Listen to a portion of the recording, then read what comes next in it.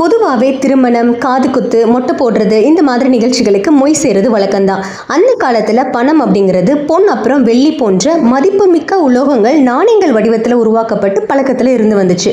அதுவும் சும்மா இல்லைங்க, ஒரு வராகன் பொன் அப்படிங்கிறது 32 குண்டுமணி எடை. அந்த 32 என்பது 32 வகையான தர்மங்களை குறிக்கும். அதனால தான் இது தர்மம் தவறாத சம்பாதித்த நாணயம், இதை நீங்களும் தர்மம் வலுவாமல் செலவிடுங்க அப்படிங்கிறத நினைவூட்டுற வகையில தான் அந்த மொய் பணம் வழங்கப்பட்டது. இதனால மொய் செய்கிறவங்களுக்கும் ஒரு மதிப்புமிக்க பொருளை அன்பளிப்பு கொடுத்ததா ஒரு மன நிறைவு இருந்திருக்கு. காலப்போக்கில் நாணயங்களோட இடத்த ரூபா நோட்டுகள் பிடிச்சதுனால வெறும் காகிதங்களை மொய் பணமா எழுதணுமே அப்படிங்கிற ஒரு மனக்குறையை போக்குறதுக்காக தான் நோட்டு தாளோட ஒரு வெள்ளி நாணயத்தையும் சேர்த்து மொய் எழுதியிருக்காங்க. பட் அந்த காலத்தில் நாணயங்கள் வெளியில தான் அதிகமாக உருவாக்கப்பட்டது. ஸோ இப்போ அப்படி முடியாது இல்லையா?